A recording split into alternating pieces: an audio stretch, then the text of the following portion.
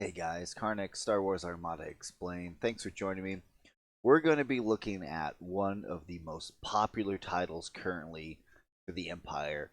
We're going to talk about the Quasar Fire, and we're going to talk about Squall. So Squall uh, is a fantastic title, and it has a lot of wording in it. You may not be able to see it clearly, so I'm going to bring it up here on the Star Wars Armada wiki. Um, so this title is for the Quasar Fire Carrier for the Empire.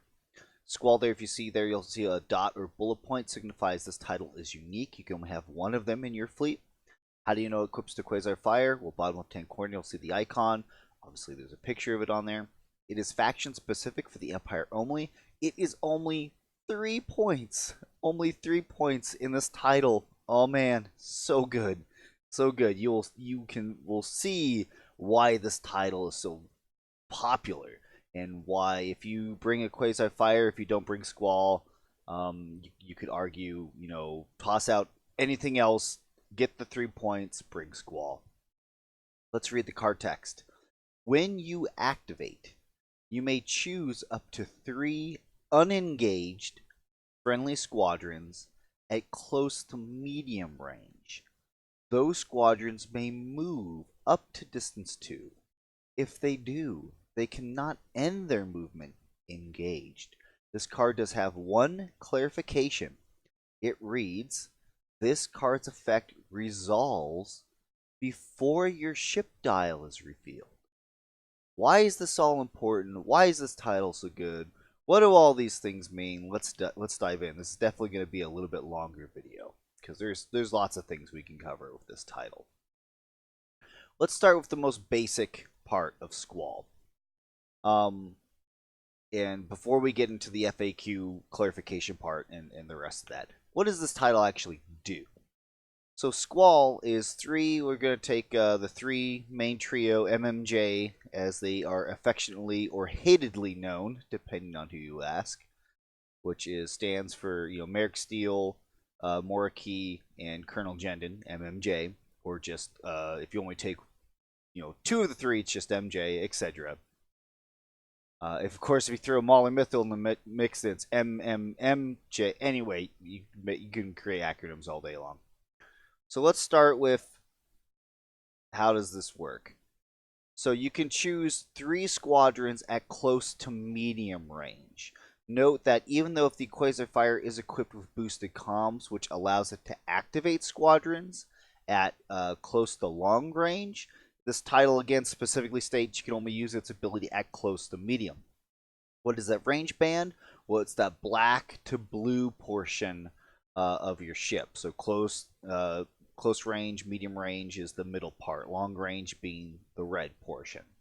So any squadron, even if they're only just barely touching that blue part, that's considered at medium range, and they can be toggled by this ability.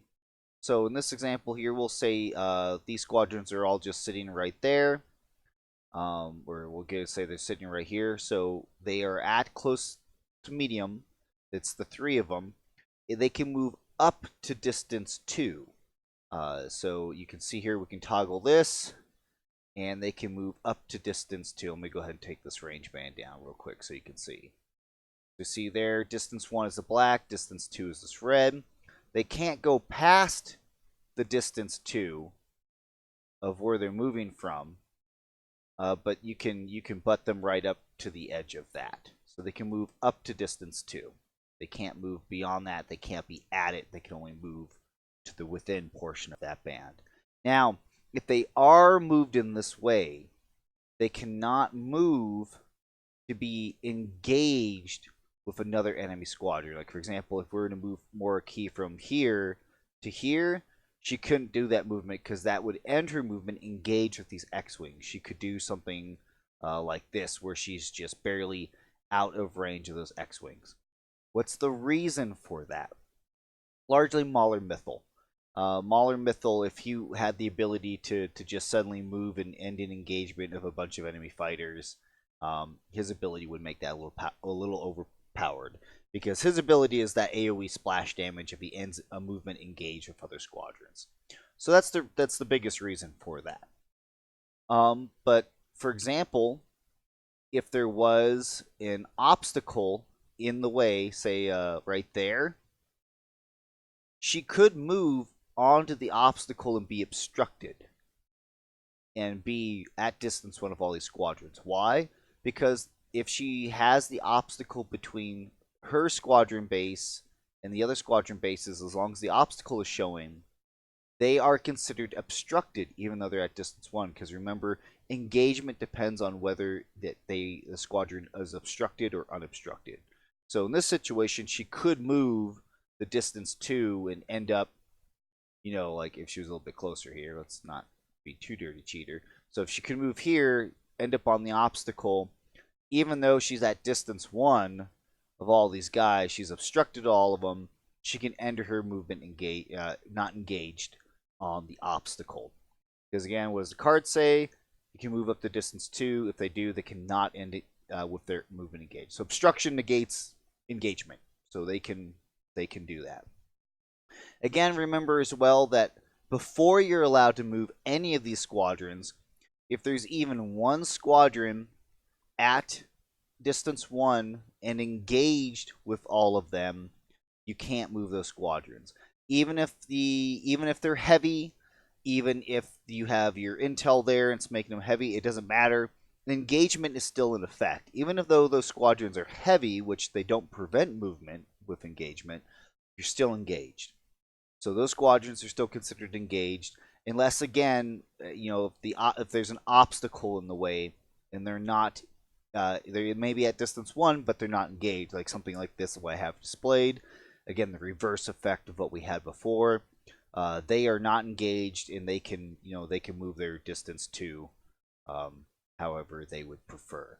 Now, why is this title so powerful? I mean, obviously you can see some of the movement benefits. Let's talk about. Let's not get into why this title is so powerful. I need to touch on some more aspects of this title. There's so much more. My brain wants to get ahead because this title is so good.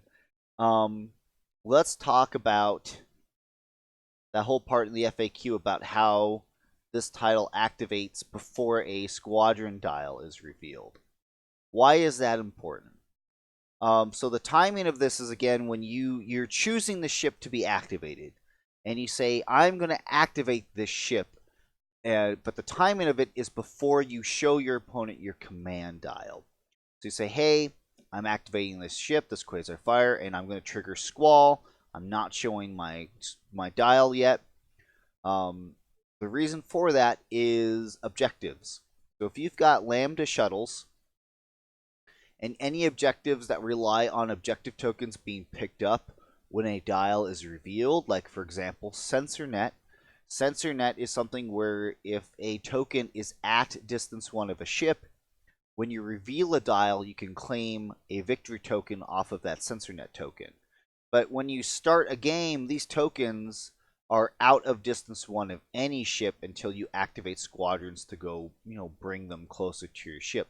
However, with Squall, since you can toggle it before you reveal your command dial, you can move these lambdas to be at distance 1 of the token, grab that token, and move it to Squall.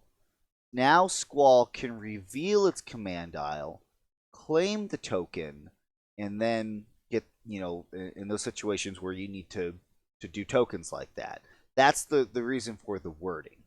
Okay. Now you can't, like, for example, move one lambda, move the token, reveal the dial, claim it, and then move another lambda.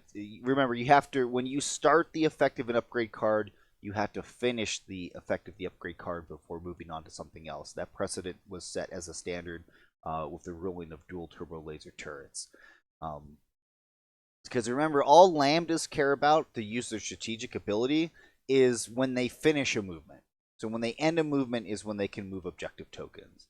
And since Squall is not activating them, what you'll often see, especially if the sensor net objective, they'll move a lambda, they'll grab a token, they'll throw it down, their opponent will try to move it away, but then Squall will then reveal its command dial, it's a squadron, and then their lambdas will take that token and throw it at another ship that hasn't activated yet, and that's how Empire can farm objective tokens. I mean, other objectives that they're great at, fire lanes, capture the VIP, intel sweep. There's lots of benefits you can get from Squall.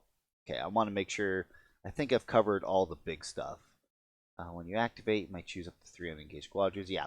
So again, when you activate, it's before you reveal your command dial. That's when you do your squadron movements. Then you reveal your dial, resolve whatever that dial is, continue onward. Again, you can choose up to 3 squadrons that are unengaged, that can move up to distance 2 within distance 2. And again, they cannot end that movement engaged. Perfect. I think we've covered it for all that stuff. So that's Squall. There's no other crazy interactions. There's no other crazy things going on. There's no super niche detailed information other than what I've already explained. But I do want to point out why this title is so dangerous and why you see this title so often, especially with the trio that I've mentioned before. So in this situation, we're going to say, this is a CR90. He's going at speed 1. So we're going to go ahead and say, for whatever reason, he's set up across the table from the trio. Not a smart decision, by the way. You'll see here in a second. So that Squall is at distance 3 of the deployment zone. And at distance 2, the squadrons are placed out. And the CR90 is again touching the zone there. We'll say he's only traveling a leisurely speed 1. Only going speed 1. We'll say he's first player. So he moves ahead speed 1. Problem, right? These squadrons are so far away, there's no way they can reach him, right? Okay, well, Squall does his thing. These squadrons all move their distance 2. Guess what? Now, Squall has something like boosted comms, so it can still trigger all 3 of the squadrons. Guess what's going to happen? That's CR90, or a key, boom. You're taking, 3 blue dice to the face, followed up by Jendon. She probably will just reroll that too. So 2 damage, and let's say that she's going to roll another attack toggled by Jendon. She rerolls that again for 3, so that's 5 damage from her alone. And of course, then here comes Merrick Steele with his 2.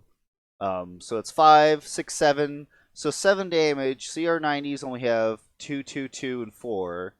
So 7. So 2 off the left, 2 off the right, 2 in the front, and then the CR90 took 1 to hole.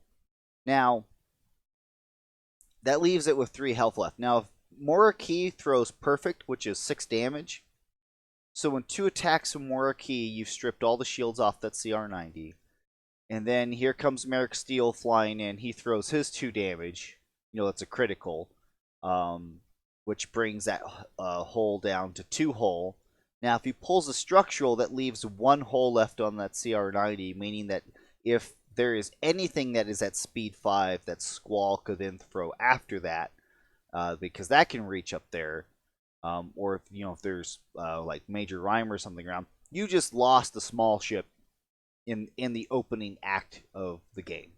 And then as long as like Squall, because even this you'll see that Squall can then still relay to 2 squadrons, or even if it only moves speed 2, 1, 2, you can see there it then can cover with boosted comms any squadron it would have thrown out for that attack. This is why Squall is so dangerous and why you see it all the time. It's just a super effective title for what it does. And this is why Quasar Fires, on the flip side, are so weak. This is why they only have one redirect, 1 brace. I know I'm kind of getting off in a bit of theory crafting and talking about things like that, but I think it's important to the card to explain why people like it so much, other than just a rules explanation. But I think I've covered enough. I think I've given you guys enough ideas. Of course, if you feel like I covered something wrong or didn't get something right, please be sure to comment, let me know. As always, I do appreciate the everything that I do get. I'm so excited to go to Gen Con. I'm going to be doing a meet and greet early Thursday morning at 8 a.m. I know it's early, but if you want to come have coffee with me, I have to be there early. I'm going to be there dressed up as in my Director Krennic outfit. If you got questions or just want to hang out, that's where I'll be. I'm so excited. And hey, I'll catch you guys later.